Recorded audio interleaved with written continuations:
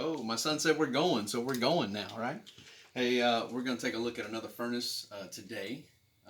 Kind of do the same thing we did the other day, but give you a different aspect on it. A couple differences between the two furnaces. The first set of videos was a package unit. This one is one that's set up as a split system. It's just the furnace, and it is, lo and behold, in the great Jennings garage, next to the boat. See the boat?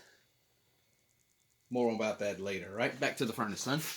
All right, so here we go, right? This is a downflow furnace. Downflow meaning that the return air comes in the top and the supply air comes out the bottom. You'll see this a lot of downflow units in like your modular homes and stuff like that. Most units now are multi-positional, but this one is a dedicated downflow, and we'll have a couple more videos about it and some things that relate just to that. So, but for now, gas valve area, right? Your inducer motor, you've got your hot service igniter, you've got things like that, right? What I'm going to do to unclutter the wire, right? I've got a plug here for my hot service igniter. You'll remember that from class, right? We're going to pinch the side and undo it. We can tuck that wire out the way. And I've also, behind all this stuff, next to the burner assembly, I've got your flame sensor wire I'm going to undo, okay? And with all that said, our gas line is missing, but you know you would have to turn the main gas supply off and disconnect the gas line at the union or whatnot in order to do this. But that's already done for us, okay? So what I'm going to do now is I'm going to take this manifold and gas valve off and show you a couple things different about this particular furnace. I try to use hand tools because the battery operated ones, they tend to strip screws out and destroy everything, right? So good old hand operated nut driver or screwdriver will suffice.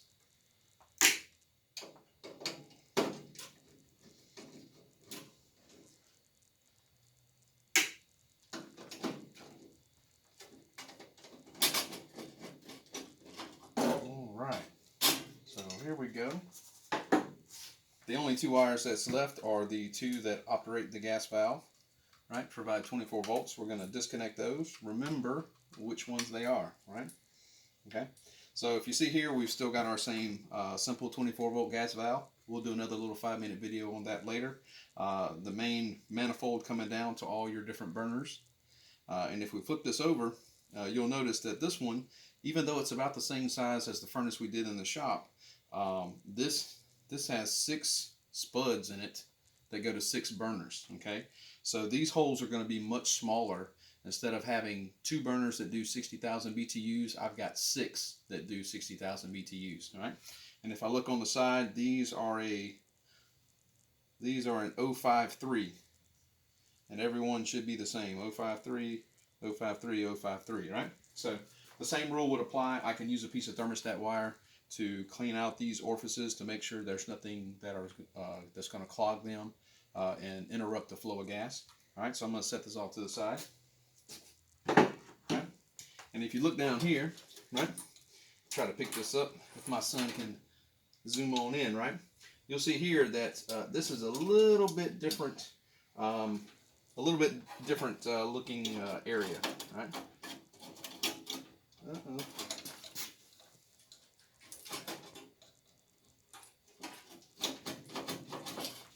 Why it's giving me such a hard time, son?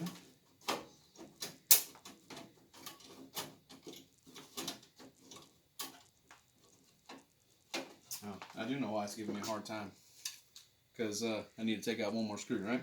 I've got an extension on this this handle here, and I'm going to go straight all the way in the back, right? And just so you know, I do this live for the first time in front of you. My son is, he's rolling back here behind the camera. He loves his dad making a fool out of himself. Right?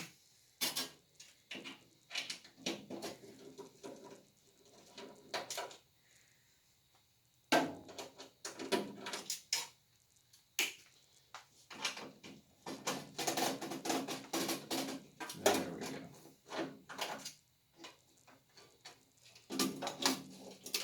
All right. And now you see the other side of the burners, right? So that little shield right there was locking up on the bottom. Okay, we're going to slide the top off where the hot surface igniter is. Right, and then we're looking at the burners. I'm going to undo the rollout switch safety and let you see everything that we have on it. Right. All right, looks a lot different than the other one we did. We've actually got 1, 2, 3, 4, 5, 6 smaller in-shot burners to go with the smaller orifices that will still allow this furnace to have the same input BTU as the other one. It's just it's just set up different. All right, so we still got our flame sensor. You'll notice that it is in line with the last burner. The hot surface igniter would be over here.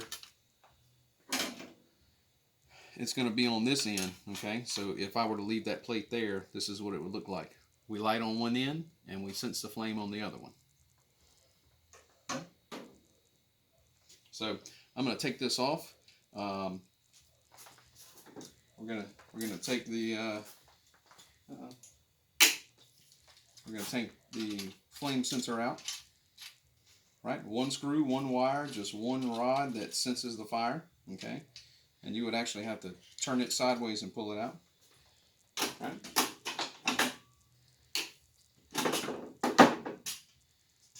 And if we look here, right, like I said, those 6 burners, when we have it this far disconnected, there's really nothing else there.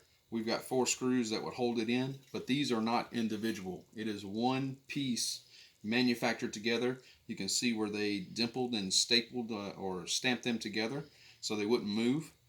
2 halves kind of sandwiched around, but they don't move out of this. You can't take them apart. The only thing I would have you do at this point is make sure you know which is the top and which is the bottom. Okay, and you can mark that with a Sharpie. You can still number them if you want to, but that's pretty much the burners. A little bit different looking, but overall they're still in-shot burners and still kind of made the same. So that's the disassembly of this particular one.